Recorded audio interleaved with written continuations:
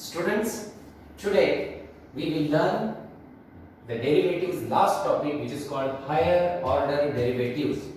The word itself lets us know that it is the order which is more than 1.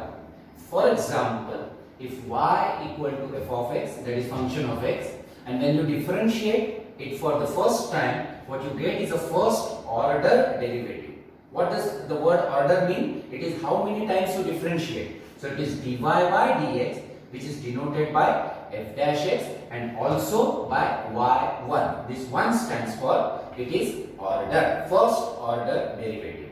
When you differentiate the same expression again, what you get is d2y by dx square, which is denoted by f double dash x and it is also denoted by y2.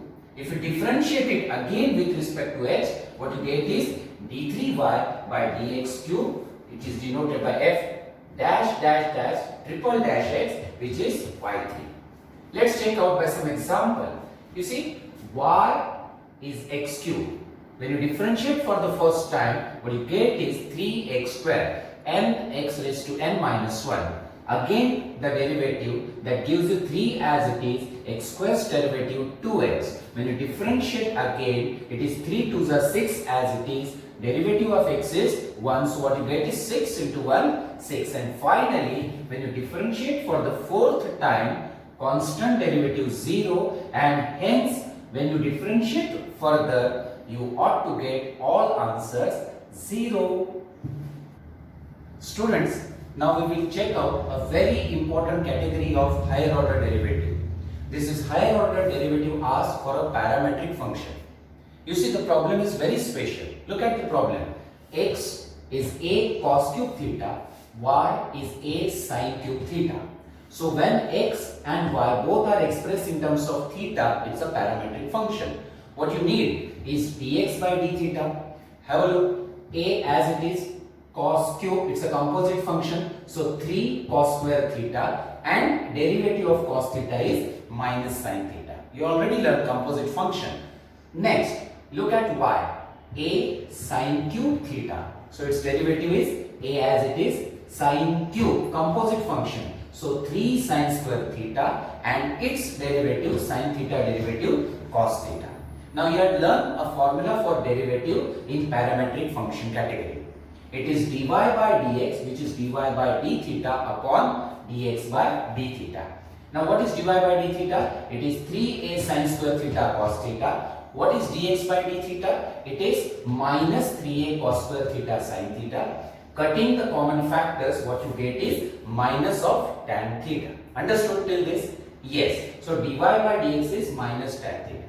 Now, when you want the second order derivative, which is asked in the problem, you should write d2y by dx square as d by dx of dy by dx. That is first order. Again, when differentiate, what you get is a second order.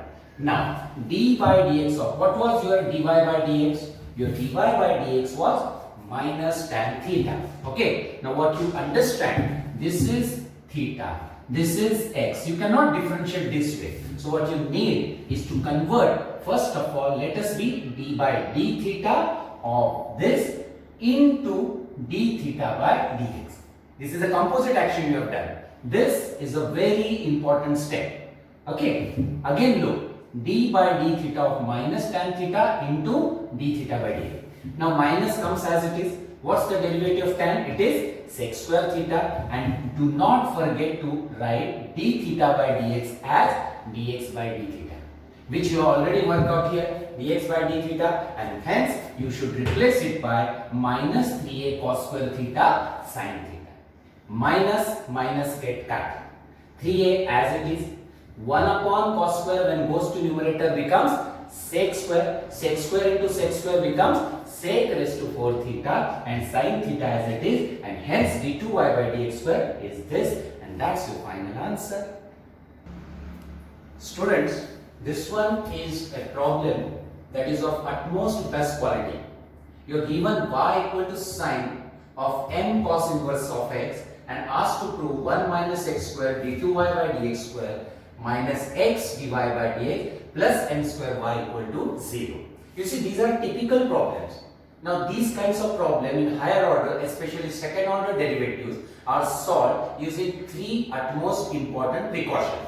You see, note, whenever you are allowed, eliminate denominator. Whenever that denominator comes, you should transfer it to the other side so there won't be seen any denominator.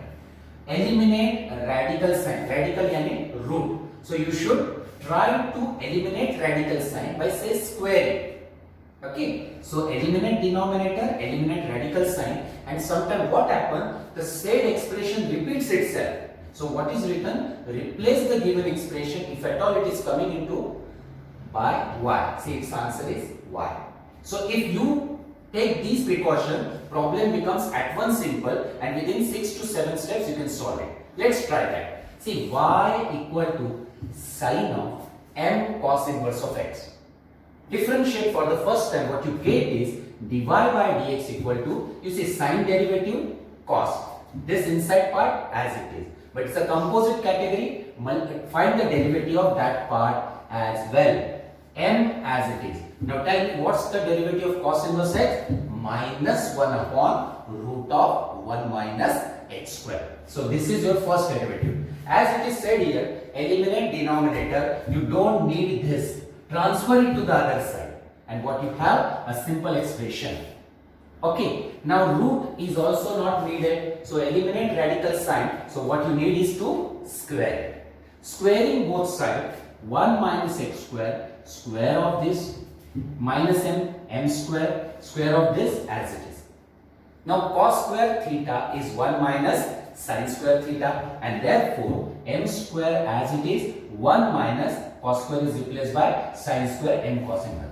But the moment sin appears, you see the given problem was that, and hence the third line comes into picture, that is replace the given expression by y. Here it is y square, and hence the expression 1 minus x square divided by dx square becomes m square 1 minus y square.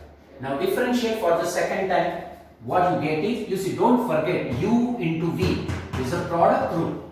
U into v. U, that is 1 minus x square into derivative of this 2 dy by dx into its derivative d2y by dx square, plus v into its derivative. What is that? 1 derivative 0, x square derivative 2x, equal to, on right hand side what you have, m square as it is, it's a constant, 1 derivative 0 and y square derivative 2y dy by dx. So you understand, the part of derivative is over. Now let us try to simplify. What can you see the common part in all these three terms? 2 into dy by dx. So what you do is cancelling 2 dy by dx from all the terms present here. Then what you get is, see, 1 minus x square d2y by dx square, because 2 dy by dx cancel. This 2 and 1 dy by dx is cancelled. So what remains is minus of x into dy by dx, and that side when it gets to this side becomes plus 2 is cancelled, dy by dx is cancelled, and what remains is m square y, and that is equal to 0, and that was your problem. So students, today you have learned something from higher order derivative.